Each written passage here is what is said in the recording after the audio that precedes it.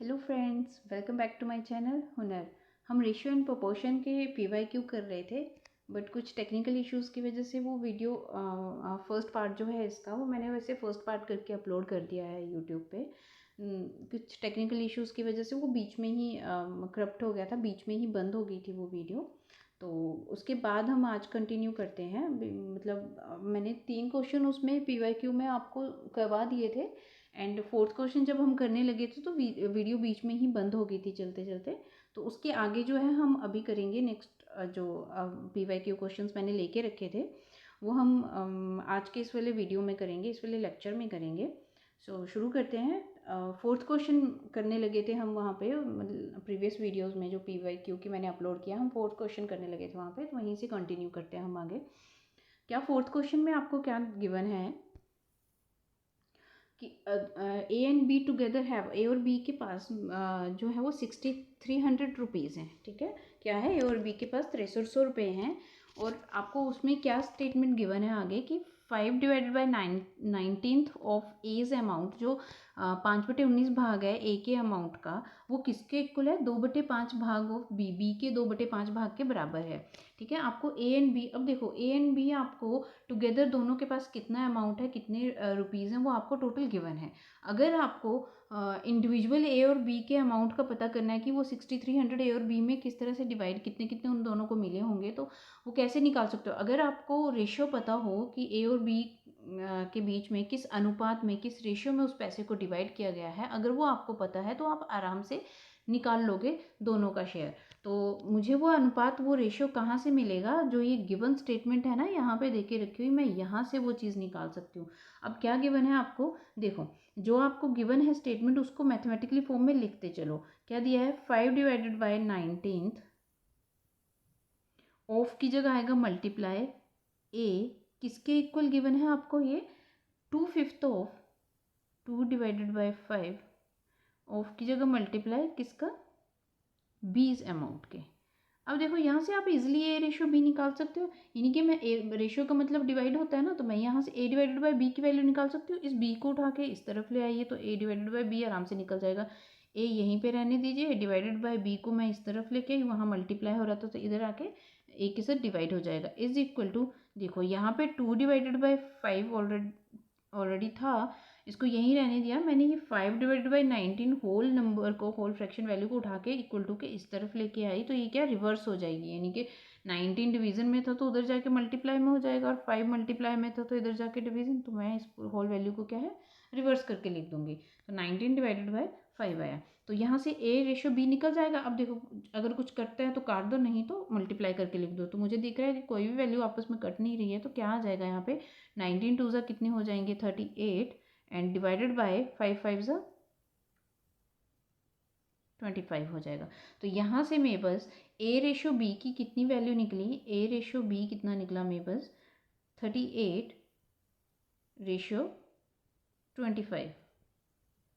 अब देखो क्या है, आपको गिवन क्या था कि ए और बी के पास टोटल कितने हैं, 6300 रुपीज़ हैं ए एंड बी के पास।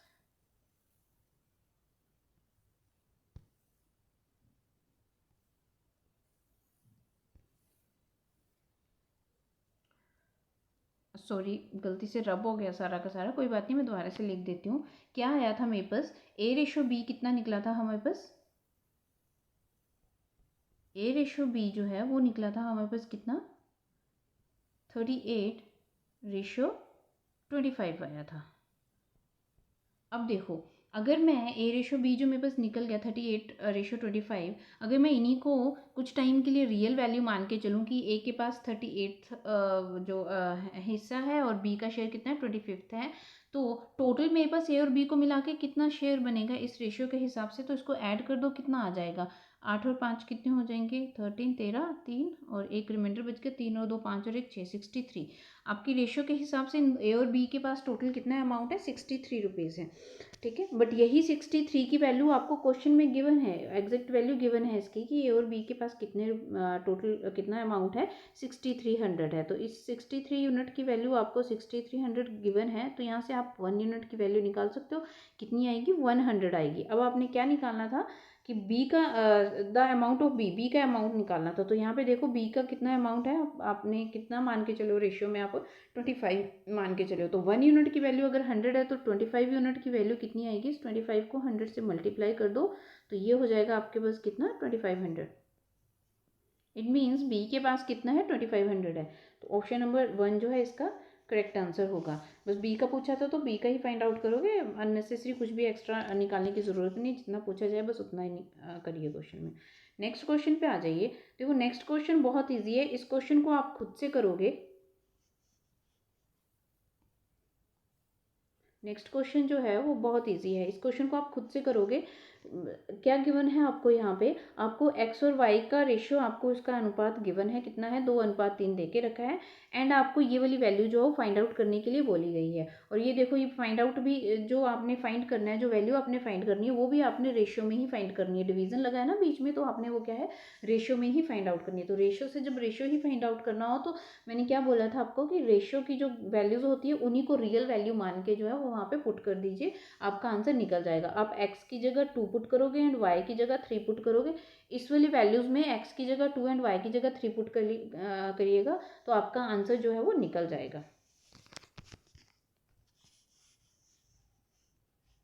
नेक्स्ट क्वेश्चन पे आ जाते हैं। नेक्स्ट क्वेश्चन क्या देके रखा है आपको, आपने क्या फाइंड आउट करना है, मीन प्रोपोर्शन फाइंड आउट करना है। किसका, ये जो दो गिवन वैल्यूज हैं इनका आपने मीन प्रोपोर्शन फाइंड आउट करना है। लेट मैं इसको ए मान लेती हूँ वैल्यू को और ये मेरे पास बी वैल्यू। तो आपने ए और बी का जो है मीन प्रोपोर्शन निकालना है। अब जब मैंने रेशियो एंड प्रोपोर्शन का आपका फर्स्ट लेक्चर लिया था वहाँ पे मैंने आपको बताया था कि गिवन वैल्यूज का mean proportion, third proportion and fourth proportion कैसे निकालते हैं, वो आपको मैंने फर्स्ट वाले लेक्चर में सिखाया है। अगर आपको आपने वो लेक्चर नहीं देखा तो पहले उसको देख लीजिए, वहाँ पे मैंने आपको सब बताया था कि आप कैसे मीन प्रोपोर्शनल निकालते हो किन्हीं भी गिवन वैल्यूज़ का। तो क्या है, लेट यहाँ पे सी ले सकते हो, एक्स कोई भी अल्फ़ाबेट मान के चल लो। मैं मान लेती हूँ एक्स जो है वो क्या है, मीन प्रोपोर्शन में एक्स मान लेती हूँ मीन प्रोपोर्शन किसका, ए एंड बी का। किसका, ए एंड बी का मीन प्रोपोर्शन मैंने क्या मान लिया, एक्स मान लिया। देन हम क्या लिखते थे वहाँ पे, मैंने आपको बताया था कि आप कैसे लिखोगे, फिर उसको मैं कैसे लिखूंगी, ए डिवाइडेड बाय एक्स या ए रेशियो एक्स, वो प्रोपोर्शन में होगा किसके साथ, एक्स रेशो बी के साथ। है क्या कहा मैंने, जब भी जो अल्फ़ाबेट जो है वो किन्हीं दो नंबर्स के साथ मीन प्रोपोर्शन में है तो उसको लिखने का क्या तरीका होता है, कैसे लिखोगे आप, A ratio X proportion X ratio B. अब इसको सॉल्व करो और एक्स की वैल्यू निकाल लो, क्योंकि एक्स ही आपने मीन प्रोपोर्शन मान के चलो तो वही तो आपने फाइंड आउट करना है यहाँ पे। अब देखो क्या है, रेशियो का मतलब क्या होता है, डिवाइडेड बाय। अब देखो प्रोपोर्शन का मीनिंग मैंने आपको वहाँ पे बताया था कि प्रोपोर्शन क्या होता है कि जब भी दो रेशियो, कोई भी दो रेशियो जो है वो आपस में इक्वल हो तो उसको क्या बोलते हैं कि आप क्या कहोगे कि वो क्या है, प्रोपोर्शन में है वो दोनों रेशियो। इट मीन्स यहाँ पे प्रोपोर्शन का सिंबल लगा तो इट मीन्स मैं यहाँ से ये बोल सकती हूँ कि ए डिवाइडेड बाय एक्स जो होगा वो इक्वल होगा एक्स डिवाइडेड बाय बी के। तो यहाँ से आप एक्स की वैल्यू निकाल सकते हो, है। अगर ऐसे नहीं है तो एक और तरीका है इसको करने का, जब भी इस फॉर्मेट में आपको प्रोपोर्शन के फॉर्मेट में कुछ आ जाए ऐसे इक्वेशन, तो आपने इस इक्वेशन को कैसे सॉल्व करना है, एक्स को एक्स से मल्टीप्लाई कीजिए, मतलब ये जो बीच के दो नंबर होते हैं इनको आपस में मल्टीप्लाई कीजिए, क्या आएगा आपके पास, X square is equal to first and last number को आपस में मल्टीप्लाई कर दो। क्या है, बीच के दो नंबर को आपस में मल्टीप्लाई करो, जो आएगा वो लिखो, is equal to first and last number को मल्टीप्लाई कर दो तो ये आ जाएगा ए इंटू बी। राइट, ये तरीका होता है प्रोपोर्शन को सॉल्व करने का। जब भी आपको ऐसे मिक्स प्रोपोर्शन में आ जाए ना तो आपने इस तरह से इसको सॉल्व करना है। तो x square is equal to a b. अब यहाँ पे ए कितना है आप पुट कर दीजिए यहाँ पे वैल्यू। तो मैं यहाँ पे ये लिख सकती हूँ, आपने एक्स माना था ना मीन प्रोपोर्शन, तो आप यहाँ से ये लिख सकते हो कि X square is equal to, A की जगह लिखोगे आप 3+√2 इंटू 12 माइनस √32 है। अब देखो मैं अब इसको कैसे सॉल्व करूंगी, ये नॉर्मल सा इक्वेशन बन गया कि 3+√2 इंटू 12 माइनस √32 है। इसको आपने सॉल्व करना है, इस इक्वेशन को इन दोनों को आपस में मल्टीप्लाई करना है। तो अब आप कैसे इसको मल्टीप्लाई करोगे, बहुत ईजी है, बस अगर आपकी कैलकुलेशन अच्छी है तो आप आराम से आपको समझ आ जाएगा कि आपने क्या करना है। एक बार वीडियो को पॉज करके पहले खुद से मल्टीप्लाई करिए, क्या आंसर आता है, आपने किस तरह से मल्टीप्लाई किया और मैं किस तरह से मल्टीप्लाई करूँगी, तो उसको फिर टैली करिए कि कैसे सॉल्व करेंगे इस तरह के फॉर्मेट को। तो मैं क्या करूँगी, देखो 3+√2 का तो मैं कुछ नहीं कर सकती, बट मुझे यहाँ पे चीज़ें दिख रही हैं, कुछ कॉमन चीज़ें दिख रही हैं मुझे यहाँ पे। 12 - √32 को मैं तोड़ के लिख सकती हूँ। कैसे, देखो 3+√2 तो एज इट इज़ रहेगा, इनटू, अब देखो ये जो 32 है ना, मैं इसको तोड़ के ऐसे लिख सकती हूँ क्योंकि ये रूट के अंदर है, तो मैं ऐसे इसको तोड़ के लिखूंगी कि मेरे पास जो एग्जैक्ट रूट बनते हैं, जिनके जो एग्जैक्ट किसी नंबर के स्क्वायर बन रहे हैं, उस फॉर्मेट में इसको कन्वर्ट कर सकूँ। मैं इसको 16 × 2 लिख सकती हूँ क्या? 32 को 16 दूनी 32 होते हैं, तो 16 × 2 लिख सकती हूँ। मैंने 16 में क्यों कन्वर्ट किया, मुझे पता है 16 जो होता है, 16 जो है वो 4 का स्क्वायर होता है। 4 का स्क्वायर है तो इट मीन्स स्क्वायर और स्क्वायर रूट आपस में कट जाते हैं। मतलब 16 √16 की वैल्यू जो होती है वो क्या आ जाती है, 4। मतलब 16 जब भी रूट से बाहर निकलेगा तो इसकी वैल्यू बन जाएगी 4। ऐसा हम क्यों बोलते हैं कि वो कट जाते हैं, क्योंकि आपको भी पता है कि स्क्वायर रूट का मीनिंग होता है कि पावर में 1/2, एंड स्क्वायर का मीनिंग होता है कि नंबर का स्क्वायर करना है तो उसका पावर में 2 होता है। तो देखो 1/2 और इंटू 2 करोगे तो ये आपस में कट जाएंगे 2 से 2। तो इसलिए हम बोलते हैं कि स्क्वायर एंड स्क्वायर रूट जो है वो आपस में क्या है, कट जाते हैं। तो जब भी आपको स्क्वायर रूट लगा हो जहाँ पे, तो उसके अंदर किसी भी नंबर का स्क्वायर बना लो, उसका बस वो आप स्क्वायर रूट के साथ कैंसिल आउट होके वो नंबर जो है वो स्क्वायर रूट से बाहर आ जाएगा। तो मैं यहाँ पे √16 को 4 लिख सकती हूँ। और एक चीज़ मुझे यहाँ पे दिख रही है कि 12 को भी मैं 4 के मल्टीपल में कन्वर्ट कर सकती हूँ। तो मैं 12 को लिखूँगी 4 × 3 माइनस, देखो 32 को मैंने 16 × 2 लिखा, 16 का 4 जो है वो बाहर आ जाएगा, 4 चौके 16 होते हैं, 4 मतलब √16 की वैल्यू 4 होती है, 4 बाहर आ गया और अंदर आपके पास बचा 2। अब नेक्स्ट स्टेप में देखो, ये 4 यहाँ पे भी है, यहाँ पे भी है, तो 4 मैं यहाँ से कॉमन ले सकती हूँ। तो 3+√2 तो एज इट इज़ रहेगा, एंड यहाँ से ये 4 कॉमन निकाल के बाहर ले जाऊंगी मैं, तो अंदर कितना बचेगा आपके पास 3, ये 4 चला गया तो 3 बचा, माइनस यहाँ पे कितना बचा, √2 बचा, और बाहर आपने कॉमन कितना लिया है, 4 लिया है। अब देखो ये क्या बन रहा है आपका, 3+√2, 3 - √2, दोनों सेम वैल्यूज़ हैं, बट बस प्लस और माइनस का ही फ़र्क है। तो आपने एक फॉर्मूला पढ़ा होगा क्या, कि a² - b² क्या होता है, a² - b² किसके इक्वल होता है, ये होता है a + b × a - b, a + b × a - b के इक्वल होता है। ये हमारा एक फॉर्मूला है a² - b² का। तो यहाँ देखो a + b × a - गिवन है आपको, तो यहाँ से मैं इसको a² - b² लिख सकती हूँ। तो मैं इसको क्या लिख सकती हूँ, यहाँ से इज इक्वल टू, मेरे पास क्या आ जाएगा, a का स्क्वायर, a कितना है यहाँ पे 3, 3 का स्क्वायर कितना हो जाएगा 9, माइनस b का स्क्वायर, b कितना है √2। तो √2 का स्क्वायर स्क्वायर रूट से जो रूट है उससे स्क्वायर कैंसिल आउट हो जाएगा, तो आपके पास 2 ही बचेगा। एंड और क्या रिमेनिंग रहेगा, 4 × 4 भी था साथ में, तो 9 - 2 कितने हो जाएंगे, 7, 7 × 4 कितना हो जाएगा 28। ये किसकी वैल्यू आई है आपके पास, ये वैल्यू आई है आपके पास x² की। किसकी वैल्यू आई है आपके पास, मैं यहाँ पे कर देती हूँ, ये आपके पास आई x² की वैल्यू कितनी, 28। अब देखो 28, अब x कितना आएगा यहाँ से, जब भी आप एक साइड से स्क्वायर को ख़त्म करते हो तो दूसरी साइड आपको स्क्वायर रूट लगाना पड़ेगा। क्या लगाना पड़ेगा, नंबर के ऊपर स्क्वायर, जो भी गिवन नंबर होगा दूसरी साइड, उनके ऊपर आपका क्या लगाओगे, स्क्वायर रूट लगाओगे। अगर आप स्क्वायर रूट हटाते हो एक साइड से तो दूसरी साइड आप स्क्वायर लगाओगे, और अगर आप स्क्वायर हटाते हो तो दूसरी साइड आप क्या लगाओगे, स्क्वायर रूट लगाओगे। तो आपके पास ये कितना आ जाएगा, स्क्वायर रूट,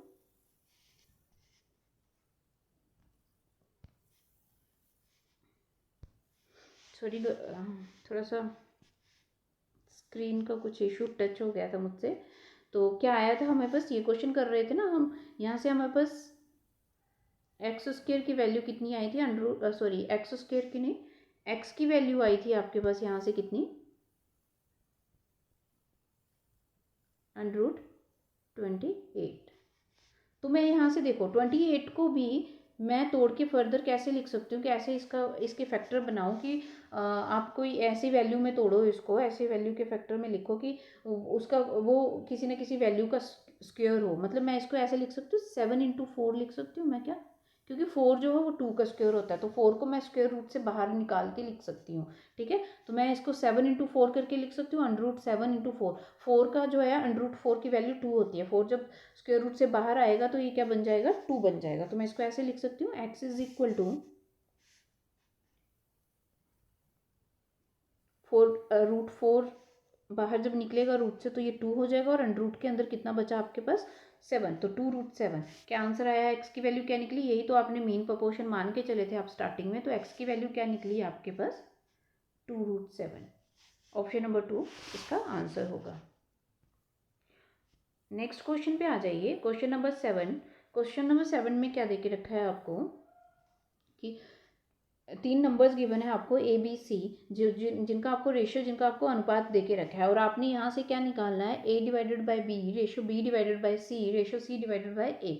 अभी स्टार्टिंग में हमने इस तरह का क्वेश्चन किया है कि मैंने क्या कहा था आपको कि रेशियो अगर गिवन है, रेशियो से रेशियो ही निकालना है, तो डायरेक्ट रेशियो वाली वैल्यूज़ को ही उसमें मतलब रेशियो वाली वैल्यूज़ को ही रियल मान के वहाँ पे पुट कर दीजिए, आपका आंसर निकल जाएगा। तो मैं यहाँ पे ए को मान के चलूँगी 2, बी को मान के चलूँगी 3 एंड सी को मान के चलूँगी 4। ठीक है, ए की वैल्यू मैं 2 लूँगी, बी की 3 लूँगी एंड सी की 4 लूँगी, और वही वैल्यूज़ मैं यहाँ पुट कर दूँगी इस वाले रेशियो में ए बी सी की, तो मेरे पास फाइनल आंसर निकल जाएगा। क्या है आपके पास? क्या फाइंड आउट करना है आपने? A divided by B ratio B divided by C ratio C divided by A, आपने ये क्या है फाइंड आउट करना है। तो ये कितना आ जाएगा? देखो, ए की जगह आप पुट करोगे 2, बी की जगह पुट करोगे 3 ratio 3 divided by 4 ratio c कितना है 4 एंड डिवाइडेड बाय ए कितना है आपके पास 2 है। अब देखो, ये एक तो यहाँ पे 2 2 ज़ा 4, ये ऐसे काट भी सकते हो आप, और नहीं करना है तो आप क्या करो, अभी इसको नॉर्मल रेशियो में लाने के लिए मैंने क्या बोला था, इस तरह का जब फॉर्मेट बन जाए तो आपने उसको फ्रैक्शन वैल्यूज़ का रेशियो में अगर फ्रैक्शन वैल्यूज़ दे के रखी हो तो उसको नॉर्मल नंबर में कन्वर्ट करने के लिए हम क्या करते थे, 3 4 2 का एलसीएम ले लो, जो डिनोमिनेटर में जितनी वैल्यूज़ हैं उनका एलसीएम ले लो और उनको हर एक से मल्टीप्लाई कर दो। तो कितना एलसीएम आएगा? 3 4 2 का। अब एलसीएम मैंने आपको करवाया है, अब मैं यहाँ पे नहीं बताऊँगी कि एलसीएम कैसे लेते हैं, तो इसका डायरेक्ट एलसीएम जो है वो मेरे पास 12 आ जाएगा। क्या एलसीएम आएगा 3 4 2 का? मेरे पास एलसीएम निकलेगा इसका 12। लीस्ट कॉमन मल्टीपल क्या निकला? 12। 12 से ये सब के सब मतलब 12 को पूरा पूरा काट देंगे, तो 12 क्या इसका लीस्ट कॉमन मल्टीपल निकला, मेरे पास एलसीएम निकला कितना 12।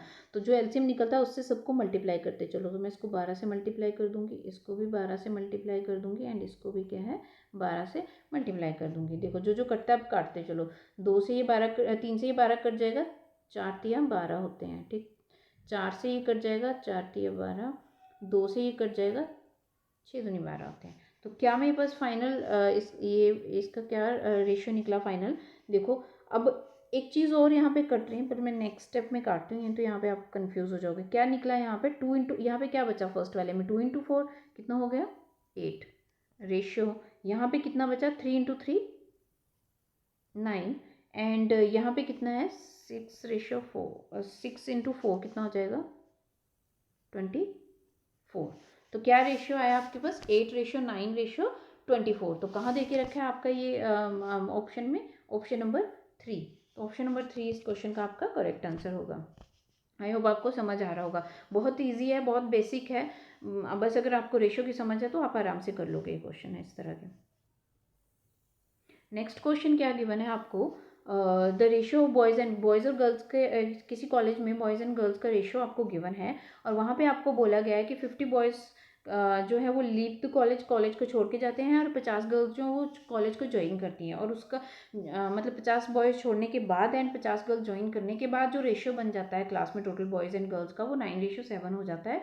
तो आपने नंबर ऑफ़ बॉयज़ निकालना है कि कॉलेज में स्टार्टिंग में लड़कों की कितनी संख्या थी, वो आपने निकालना है। ठीक है, तो देखो इसको मैं ना इस क्वेश्चन को 2 तरह से करूँगी। यहाँ पे मैं एक न्यू टाइप आपको बताऊँगी, न्यू मेथड बताऊँगी रेशियो का, क्योंकि हम इससे पहले आपने प्रीवियस लेक्चर में किया था इंक्रीमेंट वाला। मैंने आपको बताया था ना कि रेशियो में कुछ इंक्रीमेंट या डिक्रीमेंट करते हैं। वहाँ पे क्या किया था, वहाँ पे या तो इक्वल नंबर ऑफ इंक्रीमेंट आ रहा था आपका, जो भी आप इंक्रीमेंट कर रहे थे कि नहीं 2 नंबर्स में, तो वो इक्वल नंबर ऑफ इंक्रीमेंट आ रहा था बोथ में, या तो डिक्रीमेंट आ रहा था वो भी इक्वल आ रहा था। तो उस तरह का जब फॉर्मेट बने तो कैसे सॉल्व करते हैं वो मैंने प्रीवियस वीडियो में आपको बता दिया था।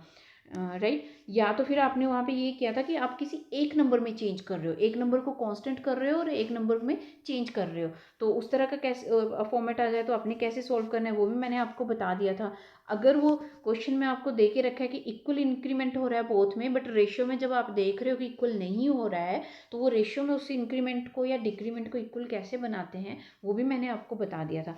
बट यहाँ पे जो मैं टाइप करवाऊंगी ना उसमें क्या है, वहाँ पे एक नंबर में इंक्रीमेंट होगा, एक में डिक्रीमेंट होगा, मतलब एक नंबर में आप इंक्रीज करोगे, एक में डिक्रीज करोगे, या फिर अनइक्वल इंक्रीमेंट या डिक्रीमेंट होगी, एक में कुछ मतलब एक में 2 का इंक्रीमेंट हो रहा है तो दूसरे में 3 का इंक्रीमेंट हो रहा है, कुछ इस तरह का। तो इस तरह के जब क्वेश्चन आ जाएंगे तो आप उस तरह के फॉर्मेट को कैसे करोगे वो मैंने आपको प्रीवियस वीडियोज़ में नहीं बताया, तो मैं यहीं पर आपको क्वेश्चन में समझा दूंगी। फर्स्ट मैं इसको ना नॉर्मल जैसे अभी तक हम करते आ रहे हैं उस तरह का मतलब जो मैं अभी तक जो मेथड मैंने आपको करवाए हैं उनमें से कोई एक मेथड यूज़ करके अगर मुझे इस क्वेश्चन को करना हो तो मैं कैसे करूँगी। देखो मुझे गिवन क्या है, बॉयज़ और गर्ल्स का रेशियो गिवन है ना, कितना है 5:3 है, राइट। उसके बाद उसने बोला 50 बॉयज़ छोड़ के जाते हैं 50 गर्ल्स ज्वाइन करती हैं, तो रेशियो कितना हो जाता है 9:7।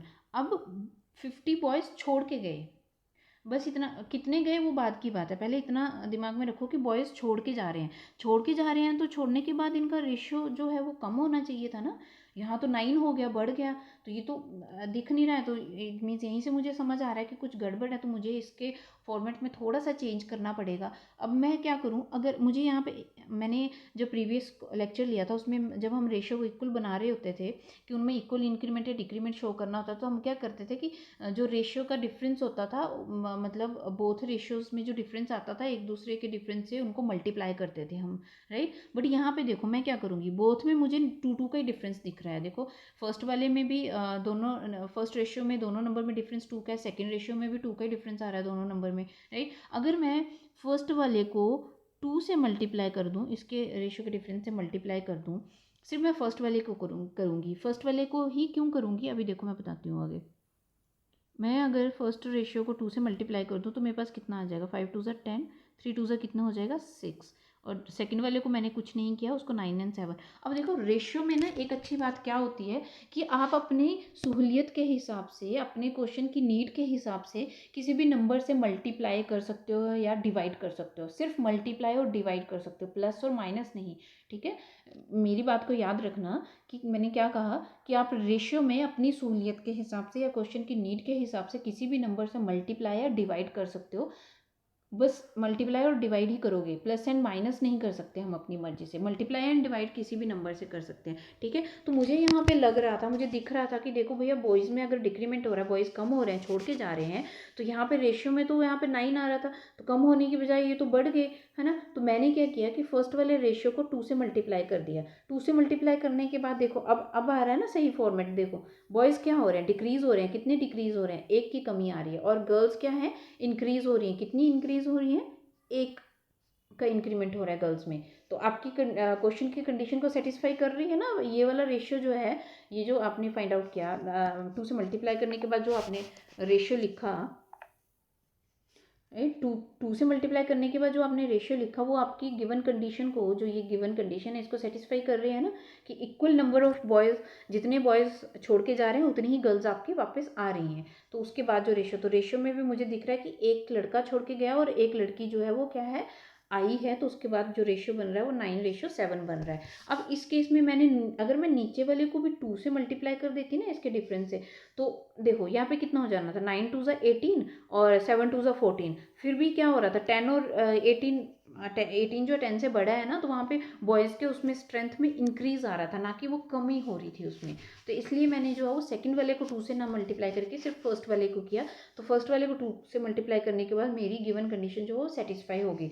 तो यहाँ पे मेरे हिसाब से एक लड़का छोड़ के गया और एक लड़की आई, ठीक है। बट क्वेश्चन के हिसाब से वो कितना था, इस एक यूनिट की वैल्यू जो ये एक आया, इसकी वैल्यू आपको क्वेश्चन में कितनी दे के रखी है, 50 दे के रखी है, 50 दे के रखी है। अब आपने बस 1 यूनिट की वैल्यू निकल गई तो आप आराम से क्वेश्चन का सॉल्व कर सकते हो। अब क्या निकालना था आपने, बॉयज़ की स्ट्रेंथ निकालनी थी, नंबर ऑफ बॉयज़ की कॉलेज में लड़कों की कितनी संख्या है, तो बॉयज़ कितने हैं। अब आपने ये वाले उस पर ऑपरेशन लगाया ना, रेशियो में फाइनल रेशियो ये वाला लिया ना आपने, तो यहाँ पे देखो स्टार्टिंग में बॉयज़ कितने हैं, यहाँ पे 10 है, तो 1 यूनिट की वैल्यू अगर 50 है तो 10 यूनिट की वैल्यू कितनी हो जाएगी, 50 को 10 से मल्टीप्लाई कर दो, कितना आ जाएगा 500। तो ये आपका क्या आंसर आया, ऑप्शन नंबर 3 500।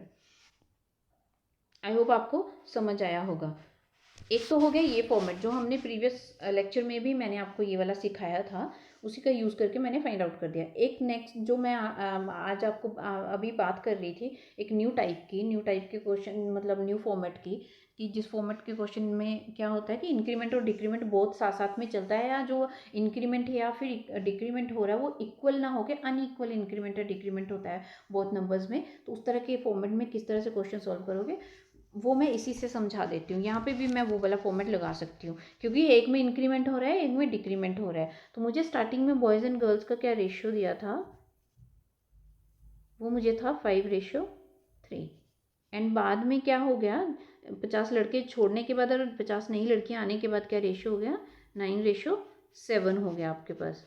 अब देखो यहाँ पे चेंजेस क्या है कि कितने लड़के छोड़ के गए थे तो माइनस लगाओगे, डिक्रीज करेंगे वो 50, एंड लड़कियां ऐड हुई थी तो आप प्लस करोगे 50।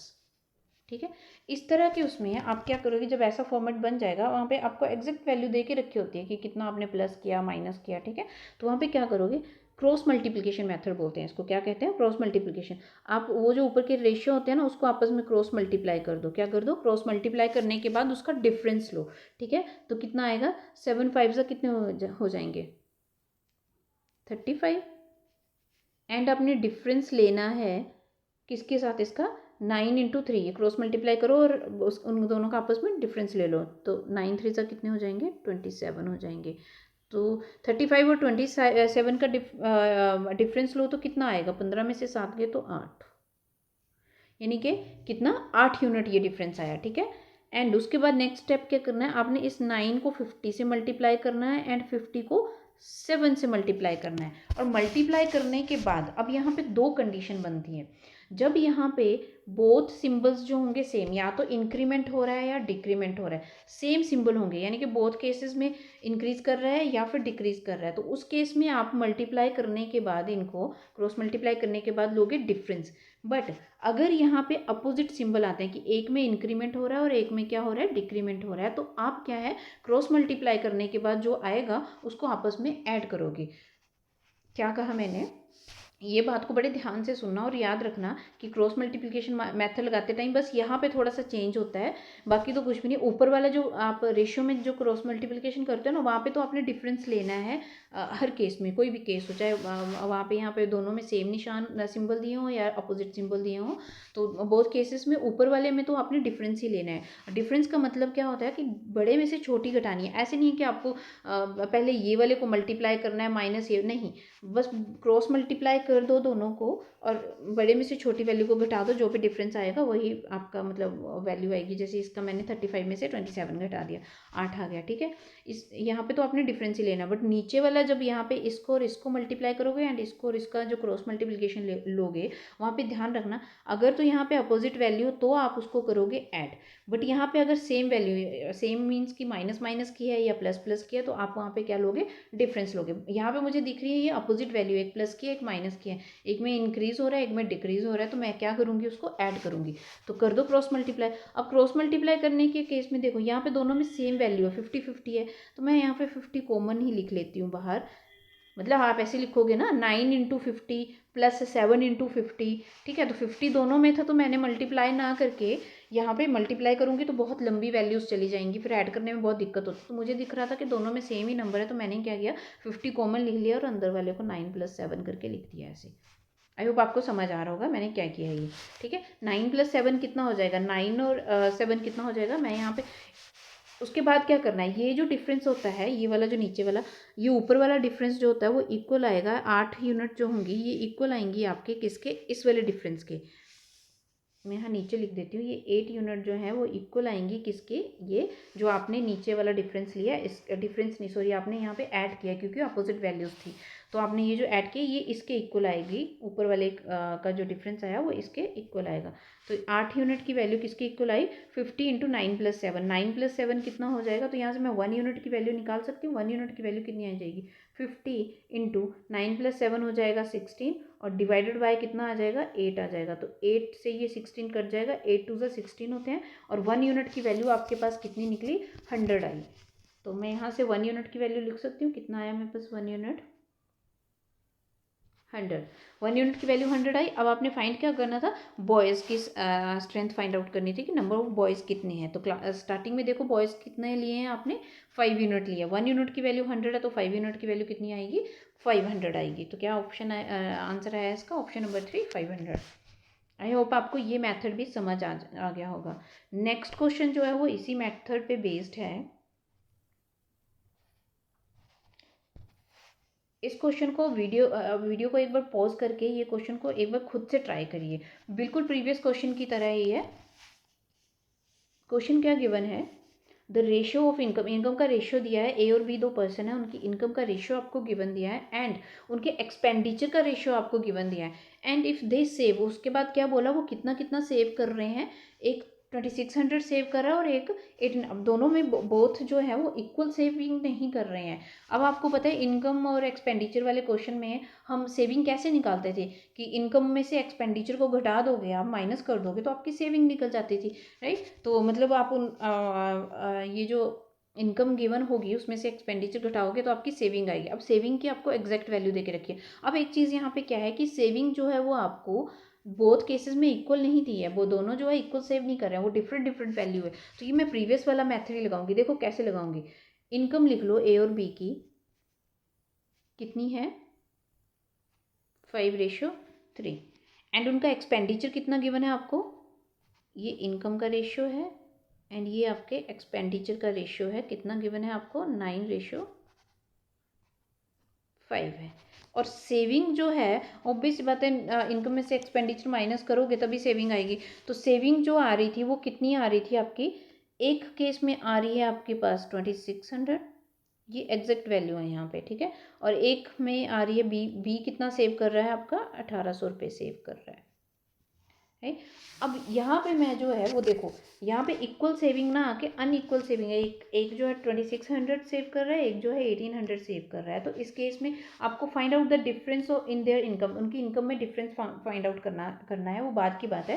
पहले तो आप 1 यूनिट की वैल्यू यहाँ से फाइंड आउट करिए। वो यहाँ पे भी मैं क्या है, क्रॉस मल्टीप्लिकेशन मेथड, जब भी एक एग्जैक्ट वैल्यू गिवन हो, मतलब एक केस में एग्जैक्ट वैल्यू गिवन हो और 2 केसेस में वो रेशियो में दे के रखा हुआ है, एंड जो एग्जैक्ट वैल्यू है वो भी क्या है, यहाँ पे अनइक्वल है, इक्वल नहीं है। अगर तो देखो यहाँ पे इक्वल होती फिर तो मैं प्रीवियस लेक्चर में आपको इनकम और एक्सपेंडिचर वाला एक क्वेश्चन करवाया था जहाँ पे इक्वल सेविंग आ रही थी, वहाँ पे तो मैंने रेशियो से ही पहले सेविंग का रेशियो निकाला था, एंड वो इक्वल आ रहा था, और मैंने वहाँ पे श्योर किया था कि भाई इक्वल ही मतलब जो रेशियो में जब मैं इनकम से एक्सपेंडिचर माइनस करूँ तो दोनों केसेस में इक्वल ही सेविंग रेशियो में इक्वल ही वो आए।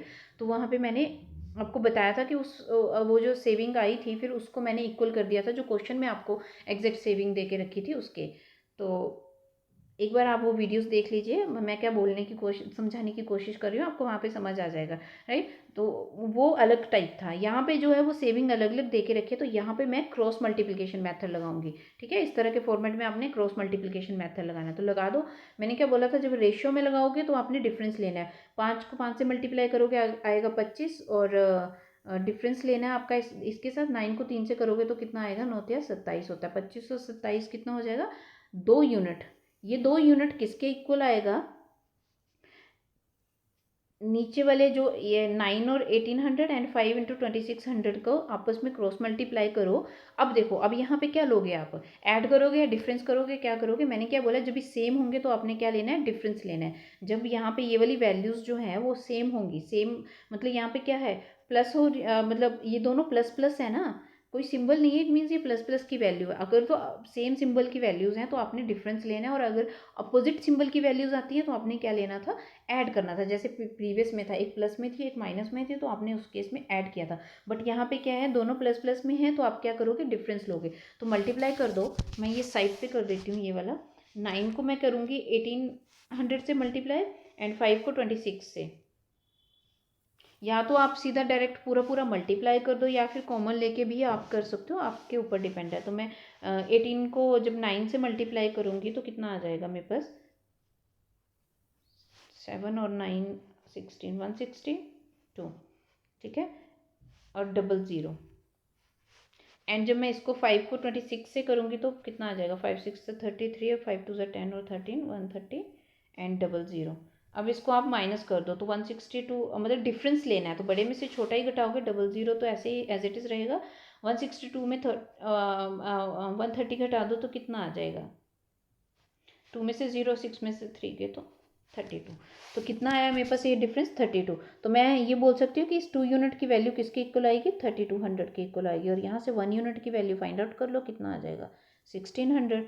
अब 1 यूनिट की वैल्यू आ गई तो आप कुछ भी फाइंड आउट कर सकते हो। तो क्या फाइंड करना था, डिफरेंस निकालना था इनकी इनकम का है। तो इनकम कितनी थी, एक की 5 है एक की 3 है, तो इनका डिफरेंस ले लो, 5 माइनस 3 कितना हो जाएगा, 2। एंड 2 की वैल्यू कितनी आ जाएगी, 1 यूनिट की 1600 है तो 2 की आ जाएगी 3200। तो क्या आंसर आया है इसका, 3200, जो कि यहाँ पे गिवन नहीं है ऑप्शन में। ऑप्शन में गिवन नहीं है, यही सेकंड वाले को ही ले लो, क्या है ये 32 है, वो प्रिंटिंग मिस्टेक होगी, लिखते टाइम गड़बड़ कर दिया होगा। तो 3200 इसका क्या है, आंसर आया। आई होप आपको समझ आया होगा।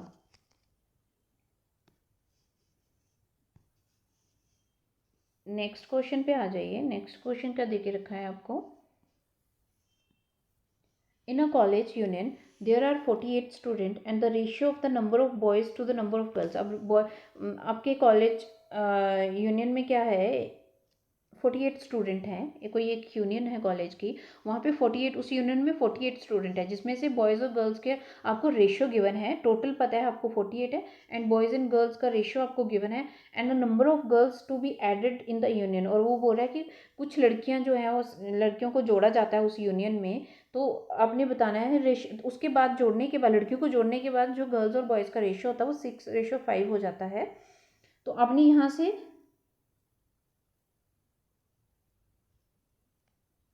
ओके, क्वेश्चन क्या बोला गया है आपको कि एक कॉलेज यूनियन है जिसमें 48 स्टूडेंट हैं, वहाँ पे बॉयज़ और गर्ल्स का रेशियो आपको गिवन है 5:3। आपने गर्ल्स टू बी एडेड, आपने कितनी गर्ल्स उसमें ऐड की ये आपने फाइंड आउट करना है, ठीक है। वो कह रहा है कि उसमें कुछ गर्ल्स को ऐड किया जाता है उस यूनियन में, वो कितनी गर्ल्स आपने ऐड की वो आपने फाइंड आउट करना है। और ऐड करने के बाद जो रेशियो हो जाता है बॉयज़ एंड गर्ल्स का, वो हो जाता है आपका 6:5। क्या हो जाता है, 6:5। अब देखो ये कैसे करोगे, मैंने पिछले कल भी आपको बताया था कि इस तरह का फॉर्मेट जब ये आया कैसे करना है। आपने देखो आपको क्या गिवन है, आपको बॉयज़ एंड गर्ल्स का रेशियो गिवन है, कितना है, 5:3 है। And total number of student यानी बॉयज़ प्लस गर्ल्स कितने हैं, टोटल मिला के 48 है। इस 48 को 4:3 में मतलब तोड़ा गया है, 4:3 में इसको बांटा गया है 48 को। तो जिसमें से 5 यूनिट जो है बॉयज़ के हैं, 3 यूनिट गर्ल्स के हैं, यानी कि 5 और 3 कितने हो जाएंगे, 8 है टोटल। अगर रेशियो के हिसाब से देखा जाए तो कितने टोटल बॉयज़ एंड गर्ल्स बन रहे हैं उस यूनियन में, रेशियो के हिसाब से 8 बन रहे हैं। बट उस 8 की वैल्यू आपको 48 ऑलरेडी गिवन है, तो ये हम बाद में करते हैं। उसके बाद देखो क्या दिया है कि कुछ गर्ल्स जो है उसमें ऐड की जाती हैं, कितनी ऐड की जाती है वही आपने फाइंड आउट करना है। और वो क्या बोला है, ऐड करने के बाद क्या हो जाता है, रेशियो आपका 6:5 हो जाता है, बॉयज़ टू गर्ल्स का 6:5 हो जाता है। अब ऐड क्या किया है आपने, सिर्फ गर्ल्स ऐड की हैं, किसमें चेंज किया आपने, ये प्रीवियस अभी मैं बात कर रही थी ना कि वो किसी एक में आप इंक्रीमेंट या डिक्रीमेंट करते हो और एक को कांस्टेंट रखते हो, ये वो वाला फॉर्मेट है। आपने सिर्फ गर्ल्स में चेंज किया, बॉयज़ में तो कोई चीज़ नहीं किया। इट मीन्स बॉयज़ जो है वो दोनों टाइम जो है, मतलब चेंज करने के बाद या चेंज करने से पहले जो है वो बहुत दोनों टाइम जो बॉयज़ सेम थे, ठीक है। तो सेम बॉयज़ में कोई चेंज नहीं किया, सिर्फ आपने गर्ल्स में चेंज किया है। बट यहाँ पे बॉयज़ एक जगह पे अगर आप रेशियो को रियल वैल्यू मान के चलो तो बॉयज़ यहाँ पे 5 है और यहाँ पे 6 है, यहाँ पे तो बॉयज़ इक्वल है नहीं। इट मीन्स आपको पहले बॉयज़ को इक्वल करना पड़ेगा, ठीक है। तो मैं इनको ये वाली वैल्यूज़ को इक्वल कैसे कर सकती हूँ, अगर मैं इसको 6 से मल्टीप्लाई कर दूँ इस रेशियो को, एंड इस रेशियो को किससे मल्टीप्लाई कर दूँ, 5 से। मतलब ये वाले से ये नंबर से इसी सेकेंड रेशियो को मल्टीप्लाई कर दिया, एंड ये नंबर से फर्स्ट वाले को, तो ऑटोमेटिकली वो इक्वल बन जाएगा। देखो 5 6 30, 5 6 30, तो बॉयज़ बोथ केस में 30। नेक्स्ट वाले नंबर में क्या हो रहा है क्या नहीं, वो बात की बात है। मेरा मेन टारगेट है कि मैंने इन दोनों को, ये जो बॉयज़ की वैल्यू है यहाँ पे, इसको सेम बनाना है। तो मैं सेम बनाने के लिए रेशियो में मेरे पास इतनी फ्रीडम होती है कि मैं किसी भी नंबर से मल्टीप्लाई या डिवाइड कर सकती हूँ।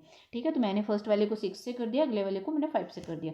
तो मल्टीप्लाई करने के बाद क्या आएगा, देखो बॉयज़ एंड गर्ल्स का रेशियो में क्या, बॉयज़ एंड गर्ल्स का क्या रेशियो हो जाएगा, बॉयज़ रेशियो गर्ल्स लिखो, इसको 6 से मल्टीप्लाई किया, 5 6 से 30 एंड 6 3 ज़ा 18 हो जाएंगे, एंड 5 6 ज़ा 30 एंड 5 5 ज़ा 25। अब हो गए बॉयज़ का सेम। अब देखो आपके हिसाब से यहाँ पे इंक्रीमेंट कितना हो रहा है गर्ल्स में, कितने लड़कियों को, और लड़के तो 30 ही रहे, सिर्फ आपने लड़कियाँ और लड़कियों की संख्या बढ़ाई थी ना उस यूनियन में, तो कितनी लड़कियों की संख्या बढ़ा दी आपने, 7। कितना, 25 में 18 गए तो कितना, 7। यहाँ पे 7 ऐड किया तो आपके पास 25 लड़कियाँ होगी। अब देखो आपको इट मीन 7 यूनिट की वैल्यू निकालनी है, उसके लिए आपको पहले 1 यूनिट की वैल्यू भी तो पता होनी चाहिए। अब देखो, अब ये वाले पे आप कुछ भी ऑपरेट नहीं करोगे, क्योंकि आपने नया रेशियो जो लिया है वो ये वाला लिया है, तो हर एक वैल्यू का ऑपरेशन आप इसी पे लगाओगे। तो स्टार्टिंग में आपके पास 30 बॉयज़ थे एंड 18 गर्ल्स थी, तो टोटल कितनी बॉयज़ एंड गर्ल्स की स्ट्रेंथ हो जाएगी, 48 हो जाएगी।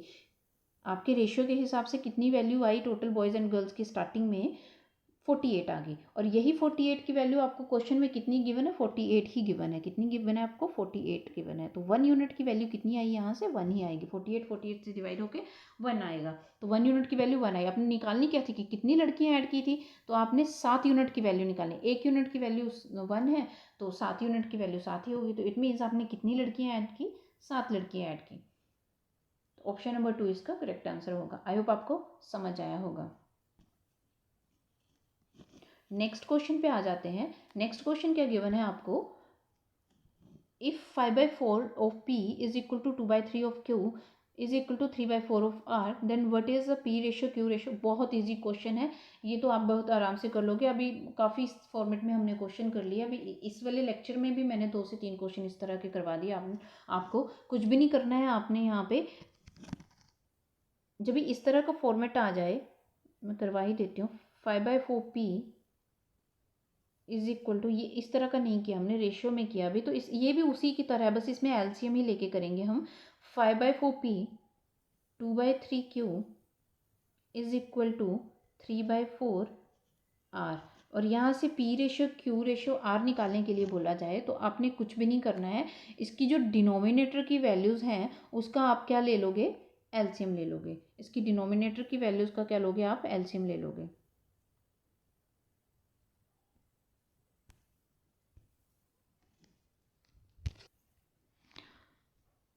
क्या कहा मैंने कि इस तरह का जब भी फॉर्मेट बन जाए आपके पास, तो आपने किस तरह से सॉल्व करना है इसके, डिनोमिनेटर नहीं सॉरी न्यूमिनेटर की वैल्यू का जो है आप क्या एलसीएम लोगे। इस तरह के फॉर्मेट में क्या करोगे आप, न्यूमिनेटर में जो इसकी वैल्यूज़ देख रखी है ना 5 2 एंड 3, इसका एलसीएम ले लो।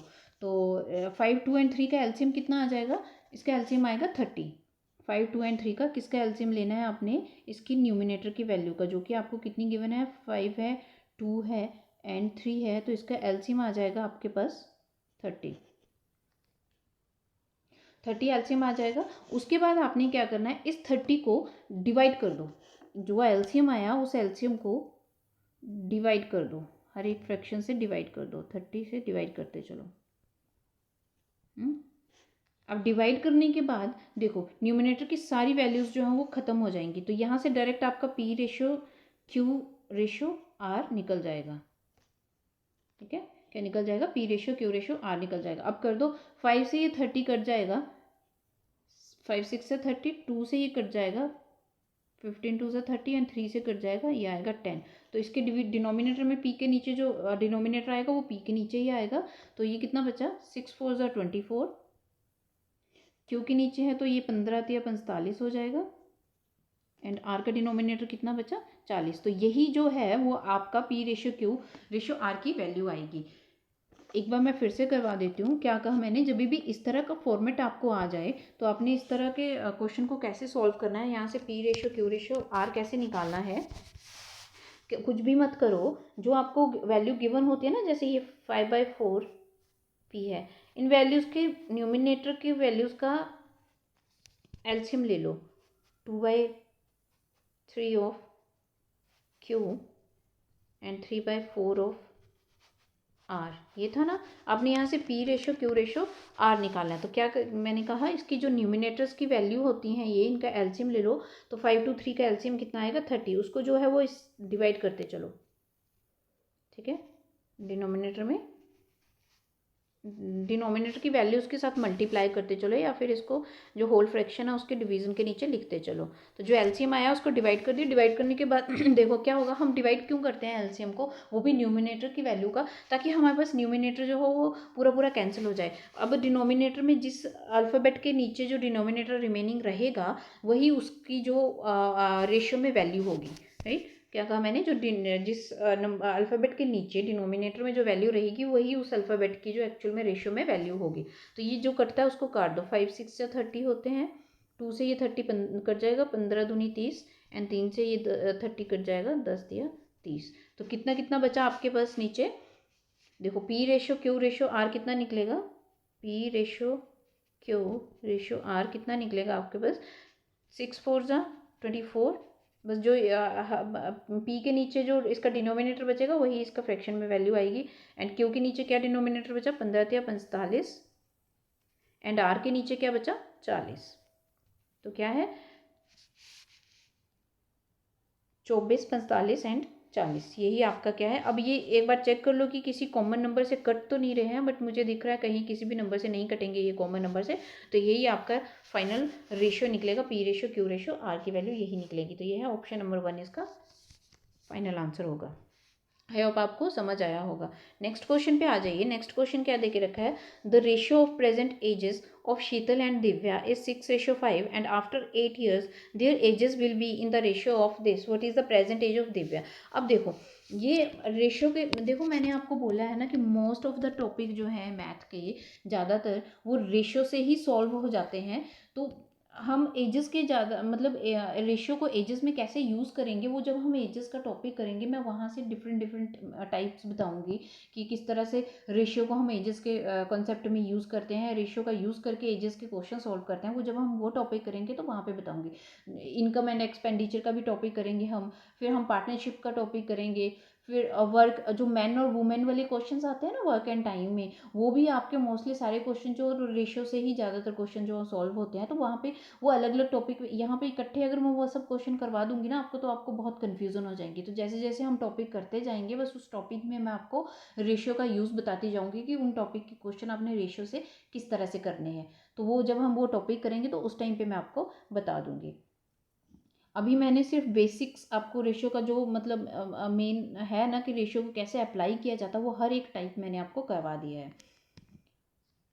क्वेश्चन नंबर 12 पे आ जाते हैं। देखो शीतल और दिव्या की बात कर रहा है कि शीतल और दिव्या की एज का रेशियो गिवन है आपको, कितना गिवन है, 6:5 गिवन है, राइट। और 8 साल के बाद उनकी एज का रेशियो कितना हो जाता है, 22:19। अब देखो एक चीज़ देखो, अब जो है 8 साल बाद की बात कर रहा है ये, तो बोथ में जो है वो 8-8 साल का इंक्रीमेंट आया होगा ना एज में, बोथ में 8-8 साल का इंक्रीमेंट आया होगा। 8 साल के बाद की बात कर रहे हैं तो उनकी प्रीवियस एज में 8-8 साल ऐड करोगे तभी 8 साल के बाद की एज उनकी निकलेगी, है ना। बट यहाँ पे देखो कि दोनों में 8-8 साल का गैप है भी या नहीं है। 6 और 22 का अगर डिफरेंस लो आप तो कितना आएगा, 12,